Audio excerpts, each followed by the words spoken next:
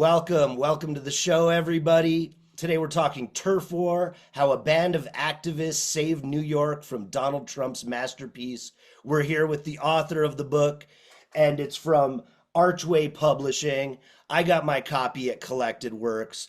Welcome to the show, Steve Robinson. Thank you, Jacques. Great pleasure to be with you. So, set the stage for us, Steve. It begins November 18th, 1985. You find yourself at a community meeting on 59th Street about Donald Trump's plans for his newly acquired Penn Yards property. And the design is much bigger than it should be. What is it about it that made it so ill-fitting for this riverfront on the Upper West Side of Manhattan at the time? Everything. But to be specific, it initially was set up against, as proposed, it was set up against, butting up against the West Side Highway, which was elevated, which was in front of the Hudson River. And it was 13 blocks long, and it basically privatized the entire half a mile of Hudson River waterfront. To the north was Riverside Park, or is Riverside Park, and one of the most generous public open spaces in New York City, with complete access. All the street grids running east-west run to Riverside Drive, Riverside Park, and the recreational values of the Hudson River. This project prevented all of that from the adjacent neighborhood and from anybody else who might want to access the Hudson River recreation areas. To the east of the proposed development, there was a wall that blocked off the neighborhood. And it was 13 blocks long and in places 60 feet high. And project itself was 18.5 million square feet, which was more than twice the density of any residential neighborhood in the Upper West Side. Remember, this was 40 years ago. And the Upper West Side was a very mixed, vibrant community. And what he was doing was isolating a luxury compound on the edge of the Hudson River from the riffraff of the Upper West Side community. The project itself was comprised most dramatically with the world's tallest building at the time, which would have been 150 stories high, comprising a hotel, luxury condominiums. It was flanked by 6 75-story residential luxury condominium towers, which would have been at the time the tallest luxury residential towers in the city. And these buildings, which he intended to be the world headquarters for NBC, which had been talking about needing more space, moving out of their headquarters from Rockefeller Center. And that's 30 Rock, like the TV show where NBC still is. Yeah. All of these buildings sat on a platform, and the platform was at the elevation of the West Side Highway, but below the platform, there was proposed a 2 million square foot regional shopping mall. It would have been the largest shopping mall east of the Mississippi River, and a 9,000 car parking garage, bigger than the one at Yankee Stadium. These were proposed below the platform. So in a sense, that is a description of what we were being shown on the night, that night in November of 1985, with great pride by the developer and his architect. And Helmut Jahn, is that the architect at the time? Yes, at the time. Also making quite clear that nothing was going to stop this, that it was a done deal, and he would start construction within a year. He'd get his approvals very quickly because the city needed him to do this. And you, as a young architect, are not the only neighbor who is opposed to this. You find a very exciting group of people that live in the neighborhood and also don't want to see this happen. Yes, that's true. Let me go back to the aspects of the development and Yeah. answer the question a little more specifically. The impacts, the negative impacts of this proposal were obvious to all of us who looked at it.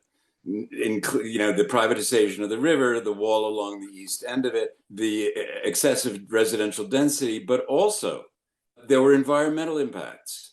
The environmental impacts, this regional shopping mall would have been devastating to local retail in the Upper West Side, which was very vibrant. It would have been attracted 22,000 cars a day in already overcrowded Upper West Side city streets, which were already spewing out pollution that was in excess of the federal standards.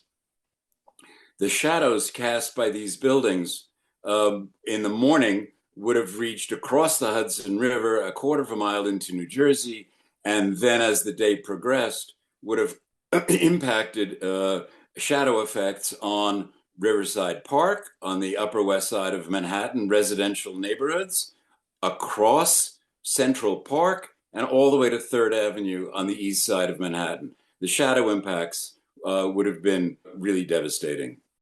Meaning less daylight for residents. Yes, particularly in the winter, late fall, winter, and early spring, when New Yorkers, as you know, will do anything to get an hour of sunshine. And this would have been really detrimental. And we found scientific studies showing the detrimental impacts of shadows in urban areas. And then the subway system, the sewage system. Yes. The subways line that runs in the Upper West Side was already overcrowded. The two stations that would have been impacted, West 66th Street and West 72nd Street, the platforms were regarded by the city as hazardous because they were so overcrowded. The increased traffic would have exacerbated that situation. Similarly, the buses, mass transit would have been severely overwhelmed by the size of the development. And the sewage, until the 1970s, the entire west side of Manhattan dumped raw sewage into the Hudson River.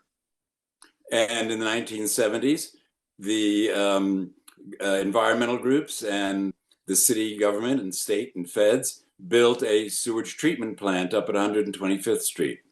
And this project, which was actually over capacity the day it opened in about 1980, 81, I think. And this project would have severely exacerbated the situation at the North River Sewage Treatment Plant. Prior development proposals for this site included their own sewage treatment plant. This one, to save money, basically said, too bad, we're going up to the North River plant. And the 60-foot wall between the residents and the project, I think maybe there's a little more to say about that and how that really divided the river from the public. Like you said, it privatized this part of the river. In the book, you talk about, that Trump would say you could buy a loaf of bread for much cheaper, but it really separated the residents in those neighborhoods and would have decimated those neighborhoods up against that wall. Yeah, the only openings in that 13 block long concrete wall were entrances into the regional shopping mall.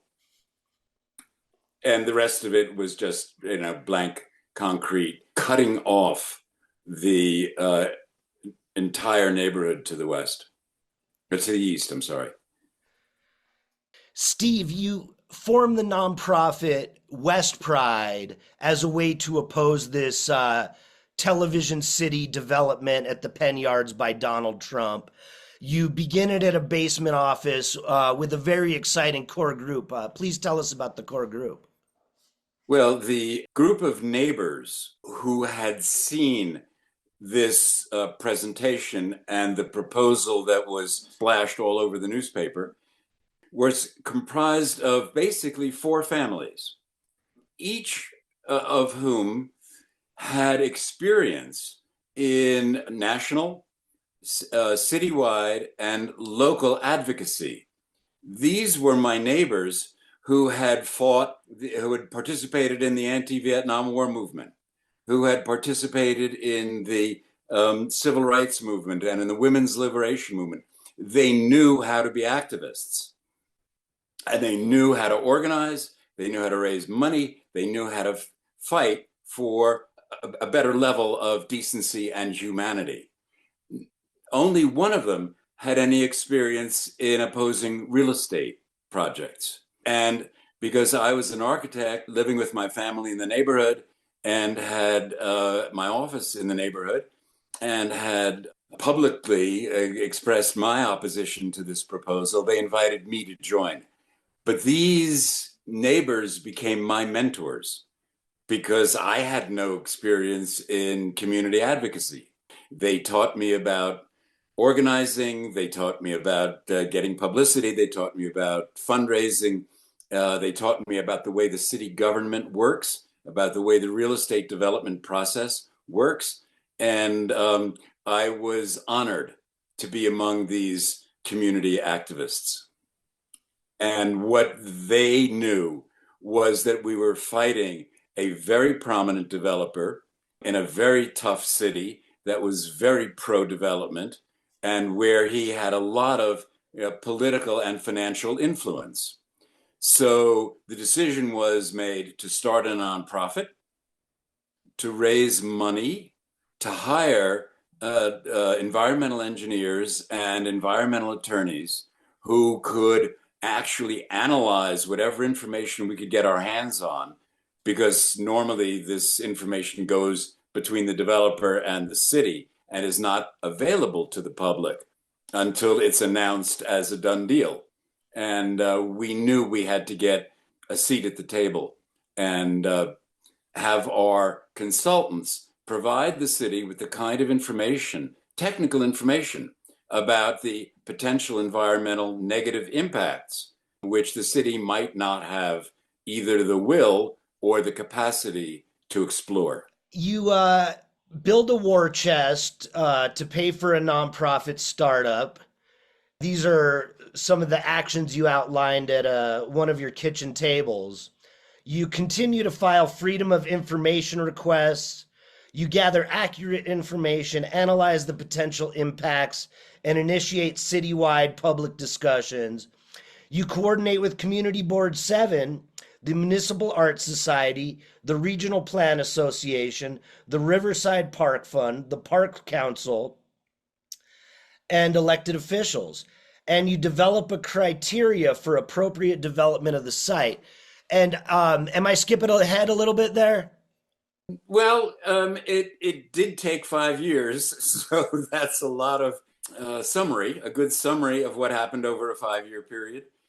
Basically, we did start talking to our neighbors. We started reaching out to natural allies, like the groups you mentioned. We held fundraisers. We were joined by quite a few celebrities who live on the Upper West Side, who were really incensed about the arrogance and the seeming use of wealth and power to do a real estate development that was so inappropriate for the community and so dangerous environmentally. So we were able to raise the funds to hire these engineers and lawyers to provide that information.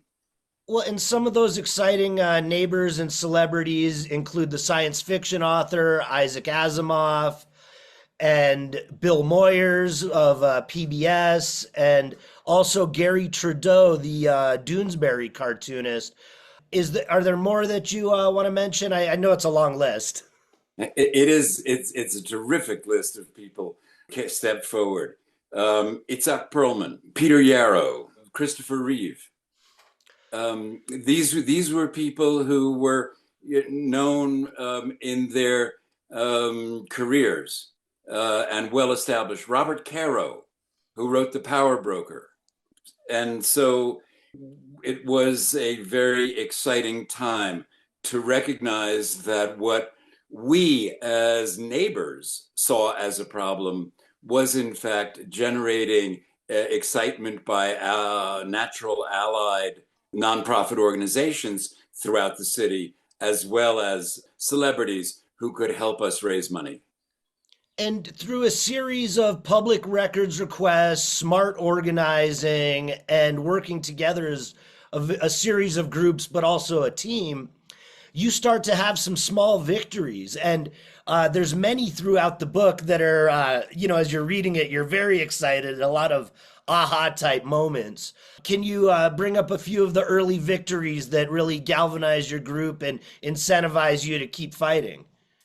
Yeah, one of the most important early victories was we realized that we needed to work with Community Board 7. New York City is made up of 59 community boards, which was an effort by the Lindsay administration to help to decentralize the government and encourage citizen participation.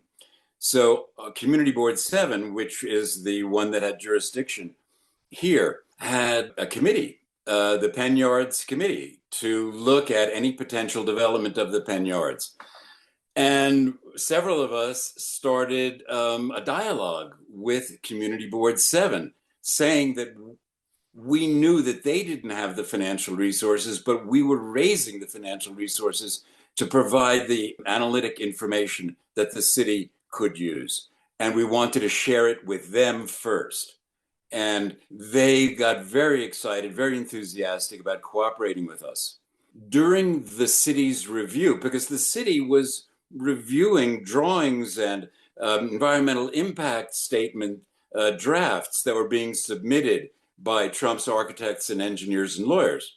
So here, the city planning staff is reviewing all this documentation. The Community Board 7 agreed to, as a quasi-government organization, to provide the information that we were supplying to them to supplement the city's capacity to analyze it. Every week on a Wednesday morning, the Community Board 7 Penn Yards Committee met at the City Planning Commission staff office with the representatives of the Trump organization, his architects, his engineers, and his lawyers.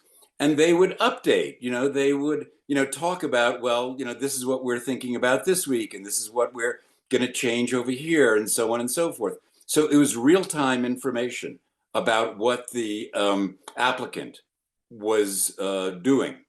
And Community Board 7 invited West Pride to join those meetings.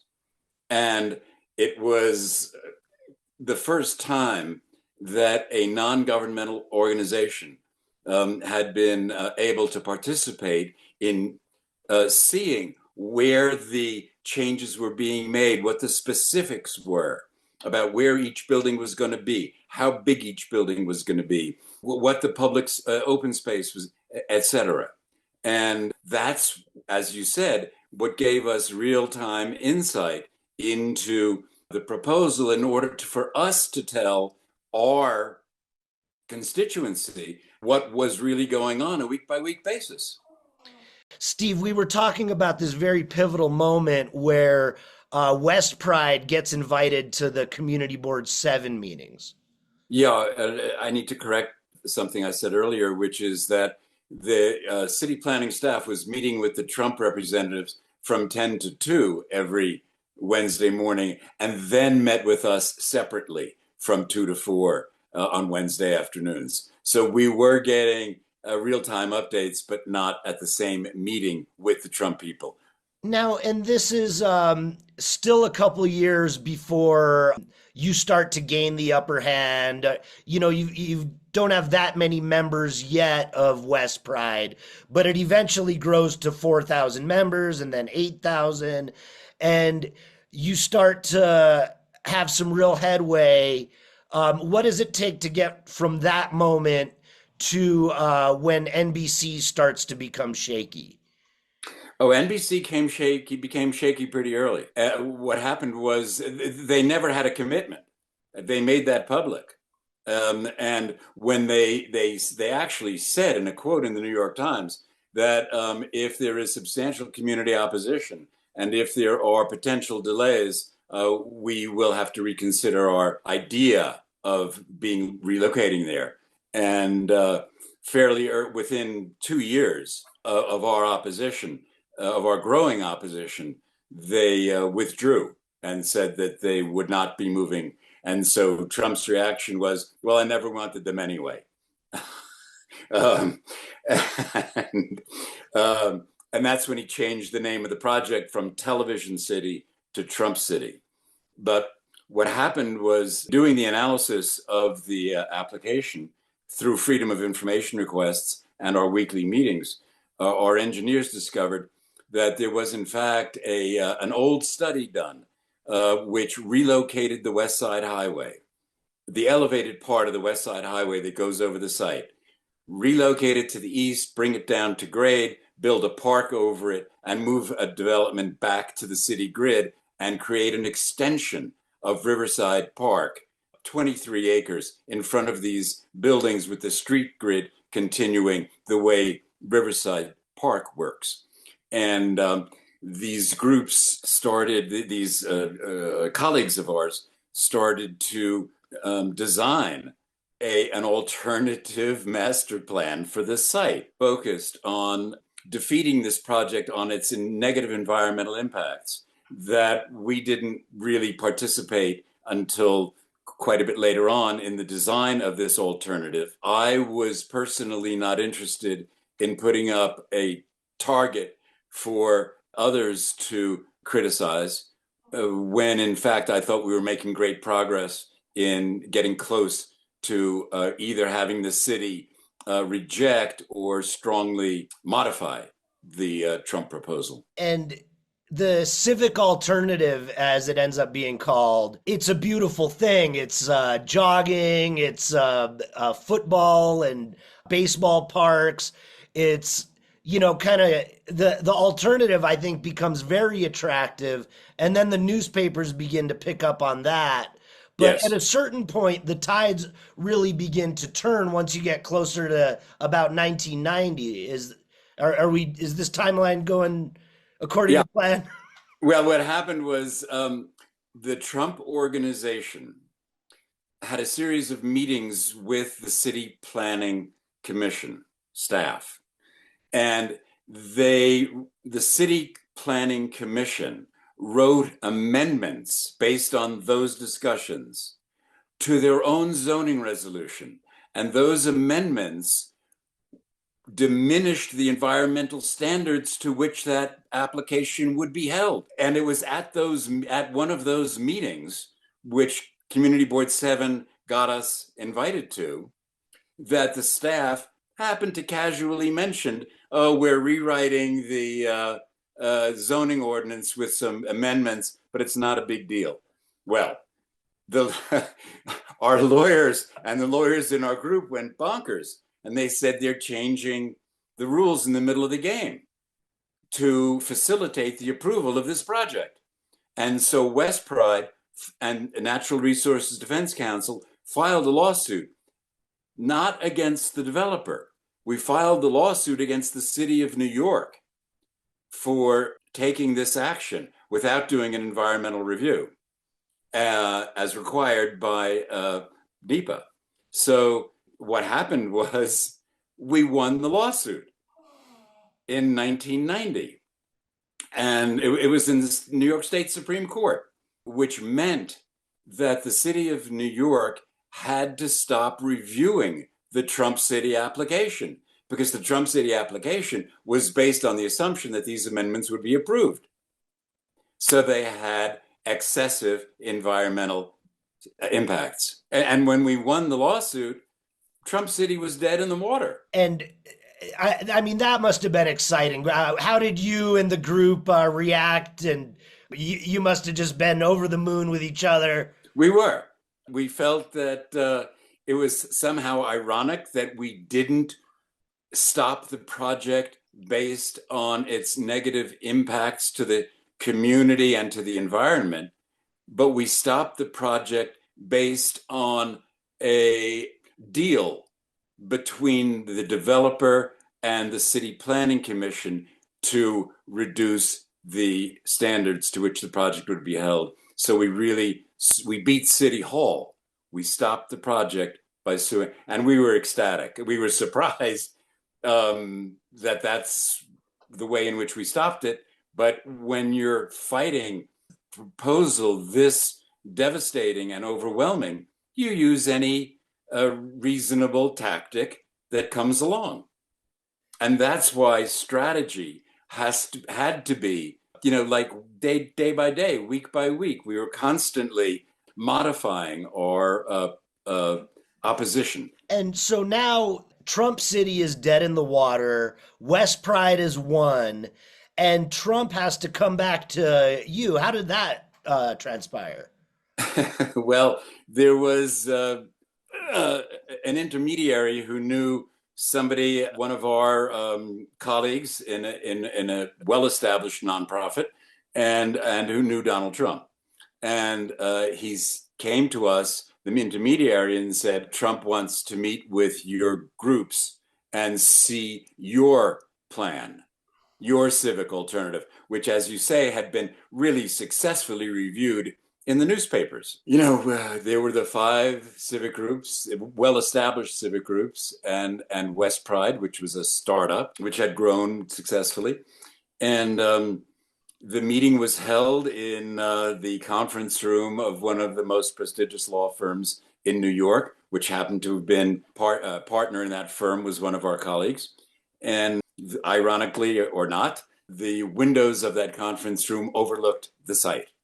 And so we gathered about 12 of us from the civic groups. At the appointed time, Trump and his lackeys entered the room, and everybody sort of collegially introduced themselves. He asked to see our plan. So a presentation was being made of our civic alternative plan, which showed a 23-acre park along the river, continuing Riverside Park, with all these beautiful waterfront amenities. And it showed the buildings, at many fewer buildings and a much lower density, somewhere between a third and a half of what he was proposing, being tied back to the city grid and much more appropriately scaled to the Upper West Side. And it showed no regional shopping mall and no 9,000 parking garage. Each building would have street level retail and a parking garage for its residents below the building, the way a lot of New York apartment buildings work. He said, well, great, this is really beautiful. I should have been doing this all along. My architects and lawyers, were just, stupid. And this is really a great plan. And I want to build it. How many square feet is it? Somebody at the table said 7.5 million square feet. He said, well, I can't do that. He said, you know how much I paid for this land? By the way, his payments for the mortgage for the land were in arrears. And there's a man called Richard Kahn who convinces you and goes on to convince Donald Trump to form the Southside, is it Southside Planning Corporation? Riverside South. Riverside South Planning Corporation. And this is a nonprofit that Trump will both fund and also obey or be bound to the votes. How does that transpire? Yeah, well, Trump had said that he wanted to build a development similar or with the framework of the civic alternative. The leaders of the civic groups did not trust that he would do that. So there was first the creation of the Penn Yards Agreement, which he signed and which he said he would, and people still didn't trust him. So Richard Kahn negotiated the creation of the Riverside South Planning Corporation. And the project from then on would be called Riverside South, not Trump City. and the civic groups would be able to participate in the design of the new master plan based on the civic alternative concept. And I was hired to be the architectural representative of the civic groups during the design of this new master plan. It was the design was led by Skidmore, Owings and Merrill, a very prominent firm, and a man named Paul Willen, who was a wonderful architect on our team at the time. So we designed and we fought with Trump's representatives every day about the location, the size, the heights, the bases, the towers, the design of the park. Everything was a fight. But we prevailed, and we came up with a master plan that was agreed to by all members of the Riverside South Planning Corporation and filed with the city and approved with some modifications by the city of New York. So by 1992, there was an approved master plan for the site, and Trump had his entitlements because he still owned the land, and we had a design that we would like to see built that we thought was good for the community, environmentally progressive, and financially feasible. And within about a year, Trump sold the entire property with its entitlement. And we worked with the new owner, Riverside South Planning Corporation. They took his seat on the board, and we continued to coordinate through the design of the infrastructure and the design of many of the buildings, largely based on the civic alternative scheme. And you didn't get everything you were after, but you got a large chunk of it, and that is part of what made it such a victory. Do you want to talk anything about the scope of it, what it's like to walk through the park, and how the community is able to enjoy the space? We were not able to get the highway relocated. So the highway continues to run the length of the park, above the park, spewing pollution and creating shadows. And that was the result of a personal feud between Donald Trump and the local Congressman Gerald Nadler. So it's a story in itself, but the problem is that the highway was not relocated. The rest of the park is fabulous. The waterfront amenities, there's a 715-foot recreational pier that now goes out into the Hudson River, where people rollerblade and they fish and they go and they're kayaking, and it's just a wonderful amenity. And then there are walkways going across the tidal wetlands and big meadows and lawns that are very heavily used, by the general public. So in many ways, the park is not the world-class park we hoped for, but a very successful park. The buildings themselves, we tried to get him to hire architects who we thought would be able to work within our design guidelines and design controls and do handsome buildings. The buildings are ordinary, and that's somewhat of a disappointment. But it's a hell of a lot better than what would have been there had we not intervened. Yeah, and he did manage to put Trump Place, or big signs that say Trump Place, on three or four of the buildings. But when he ran for president, a local activist was able to get them taken down, or so. That's an interesting story.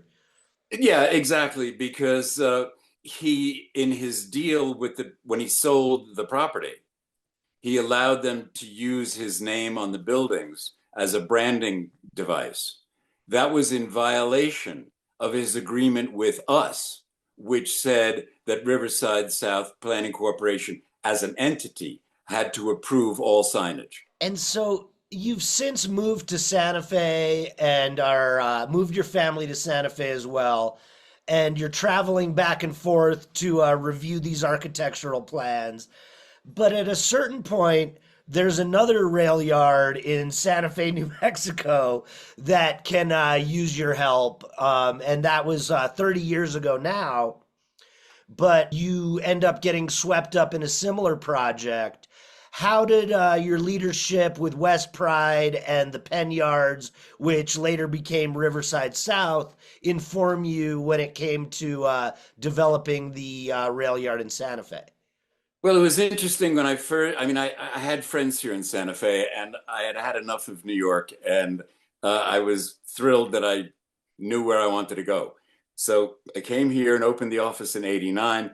And in 1990, I moved here permanently. And I had friends, Craig Barnes, Lee Lewin, Sarah Melton. These were people who were very concerned about the way Santa Fe was growing. I said, well, look, I'm a newcomer. I'm the new kid on the block here in Santa Fe. So I don't know how to comment on the proposal yet. It cannot be, as it appears to be, a deal between the developer and the mayor. Well, and it's now a place with concerts, a park, storefronts, a movie theater. It's really become the community center in Santa Fe. That's a show, Steve. So if notice a lot of people listening to this station are probably looking for a strategic way to oppose Donald Trump these days, and I think they got some of that in there. I know there's a point in the book where it dawns on you that look, he's kind of siloed, and Trump is receiving information from largely sycophants, and he's not in touch with what's really going on. Do you want to speak on that a little bit before we go? Yes, I want to start by saying that I think the most dangerous thing about him is that he has a psychotic need for attention, playing out these scenarios with tariffs. He's playing out scenarios with universities, with law firms, with immigrants to garner attention. I don't think he gives a damn about any of these issues. Clearly, the executive branch is totally under his control. The legislative branch does not have the courage at all to oppose him. And the judicial branch seems to be largely favoring his illegal activities. So those are the three branches of the American government, and they're not doing us any good. And I think that people power has to be all around the country, in cities and towns, large and small, all around the country. I think people have to continue and to enlarge the public opposition because the press pays attention to that. And the key thing, I think, is the next midterm election. I think it's the next midterm election where it would be possible for the Republicans to lose control over the Senate and over the House of Representatives. Then we begin to be able to stop the damage that he's doing. Everybody, this was Steve Robinson, author of Turf War: How a Band of Activists Saved New York from Donald Trump's, quote, masterpiece. And I got my copy at Collected Works. It's from Archway Publishing, and we'll see you next week.